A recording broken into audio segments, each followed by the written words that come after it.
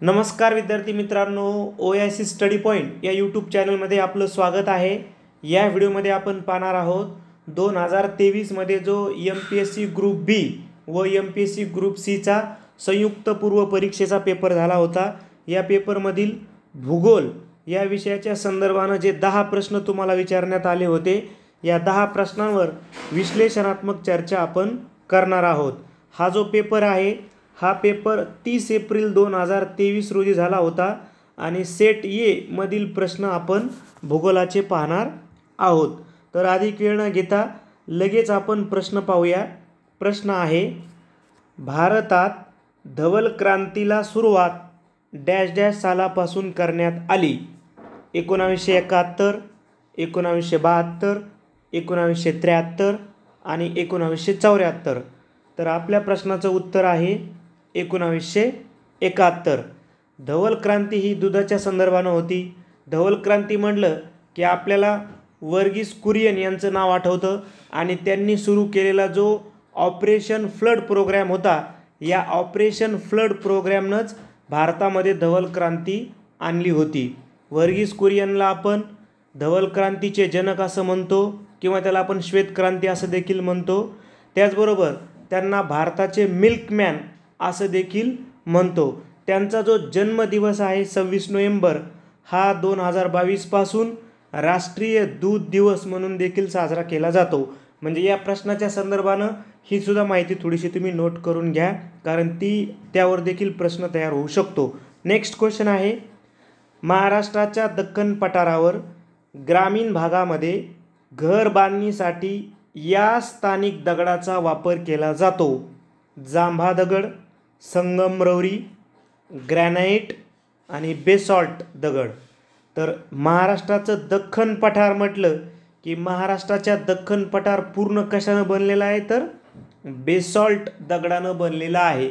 Basalt म्हणजे दुसरं तिसरं काही नसून आपण जो घराच्या आपल्या किंवा बिल्डिंगच्या पायामध्ये तो ब्लॅक दगड वापरतो त्यालाच बेसॉल्ट असं म्हटलं जातं।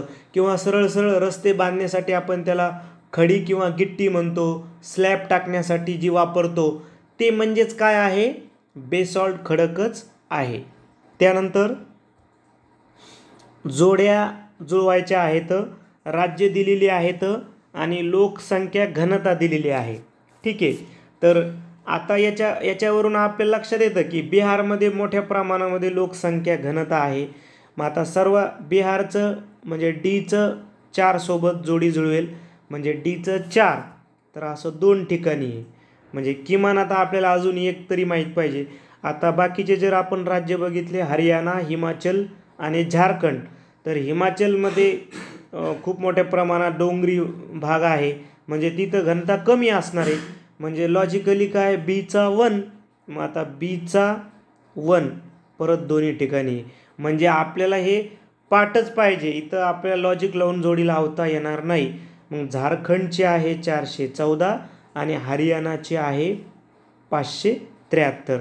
म्हणजे आपण जर पर्याय क्रमांक 2 जर निवडला तर आपल्या जोड्या बरोबर जुळून येतील। त्यानंतर आहे, परत एकदा जोड्या जुळवा। इथे काही लॉजिक लागते का बघा आपण जोड्या जुळवामध्ये। आता शिखरं दिली तर मांगी तुंगी, त्र्यंबकेश्वर, सप्तशृंगी आणि साल्हेर। तर साल्हेर माहिती आहे आपल्याला, माहिती आहे की महाराष्ट्रामध्ये दुसऱ्या क्रमांकाचं, यांनी तर कळसुबाई दिले नाही, क सा, ठीक आहे। तर साल्हेर हे दुसऱ्या क्रमांकाचं आहे आणि त्याची उंची आहे 567 मीटर, म्हणजे डीचा 1, ठीक आहे। आता डीचा 1 असं फक्त एकाच ठिकाणी आहे, बस याच्यावरूनच तुम्ही उत्तर आणू शकले असते। आलं लक्षामध्ये, म्हणजे मग दुसरं शोधायचीही गरज नाही, डीचा 1 फक्त एकाच पर्यायामध्ये आहे। मग आता जनरल माहितीसाठी असू देत की साल्हेर हे नाशिकमध्ये आहे, महाराष्ट्रातील दुसऱ्या क्रमांकाचं शिखर आहे। त्यानंतर सप्तशृंगी जे आहे हे सुद्धा नाशिकमध्ये आहे, उंची आहे 1416। त्यानंतर त्र्यंबकेश्वर हे सुद्धा नाशिकमध्ये आहे, 1304 आणि मांगी तुंगी हे सुद्धा नाशिकमध्ये आहे, उंची आहे 1100 मीटर। चारही शिखरं हे नाशिकमध्ये आहेत। असा सुद्धा प्रश्न तुम्हाला येणाऱ्या एक्झामला येऊ शकतो. म्हणून आपल्याला एखादं शिखर कोणत्या जिल्ह्यामध्ये आहे हे सुद्धा माहीत असणं गरजेचं आहे. त्यानंतर रो रो वाहतुकीची सुरुवात भारतात सर्वप्रथम कोणत्या रेल्वे मार्गावर झाली? उत्तर पूर्व सीमांत रेल्वे मार्ग, दक्षिण रेल्वे मार्ग, कोकण रेल्वे मार्ग, पूर्व रेल्वे मार्ग. तर आपल्या प्रश्नाचं उत्तर आहे कोकण रेल्वे मार्ग. आता सुरुवातीला आपल्याला हे माहीत पाहिजे की रो रो वाहतूक म्हणजे काय. तर त्याला आपण रोल ऑन रोल ऑफ असं देखील म्हणतो. म्हणजे काय, जे मालाने भरलेले ट्रक आहेत हे रेल्वे मालगाडीवर चढवायचे आणि त्या लोहमार्गानेच वाहून न्यायचे. ट्रकच, मालाने भरलेले पूर्णचे पूर्ण ट्रकच. आपण कुठे प्रवास करत असताना एखादी ट्रेन अशी बघतो की त्यावर पूर्ण ट्रकचीच ट्रेन थोडक्यामध्ये.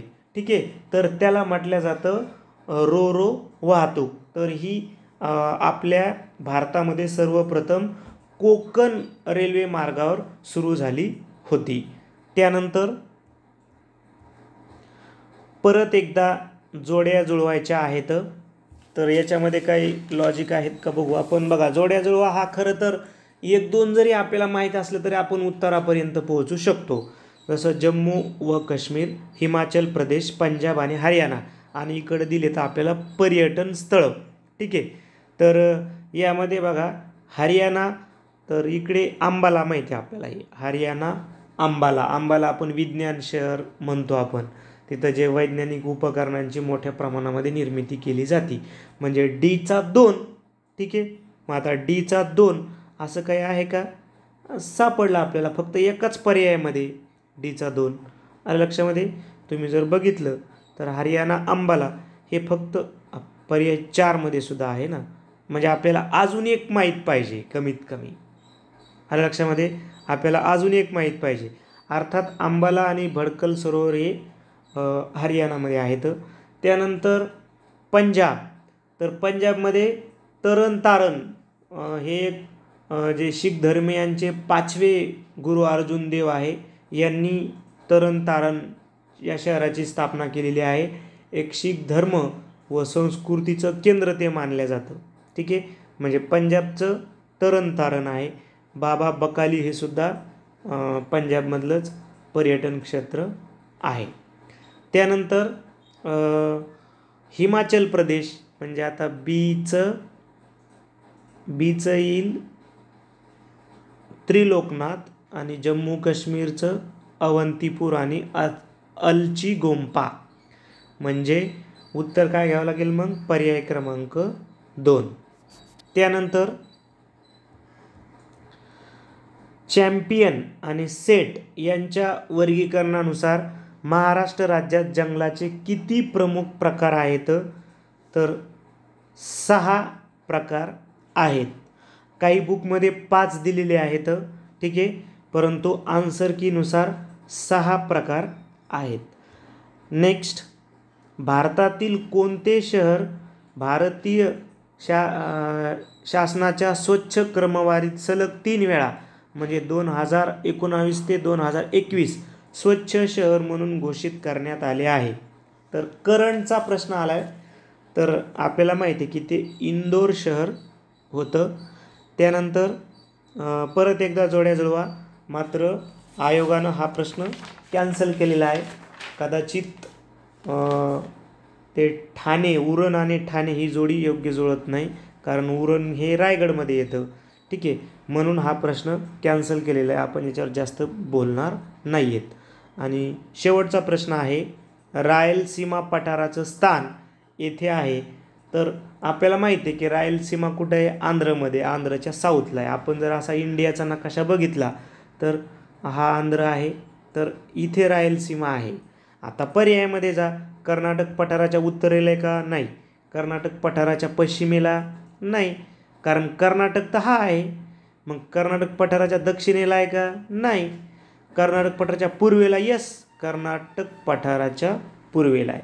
म्हणजे तुम्हाला नुसतं माहीत जरी असतं की ते आंध्रमध्ये आहे तरी आपण उत्तरापर्यंत उलटा प्रश्न विचारला, थोडंसं तेवढं आपण कॉन्शियस असणं गरजेचं आहे. अशा पद्धतीनं आपण कंबाईन ग्रुप सी व ग्रुप बीची जी प्री एक्झाम झाली होती 2023मध्ये त्या परीक्षेतील आपण जॉग्राफीचे प्रश्न पाहिले. येणाऱ्या अजून काही दिवसामध्ये आपण ज्या इतरही एक्झाम झाल्या जसं राज्यसेवा पूर्व परीक्षा असेल, ग्रुप बीच्या स्वतंत्र झाल्यात, ग्रुप सीच्या झाल्यात, मेन्स असतील राज्यसेवा आणि ग्रुप बी, यावर देखील आपण व्हिडिओ बनवूयात. व्हिडिओ आवडला तर लाईक करा, आपल्या मित्रांनाही पाठवा. धन्यवाद.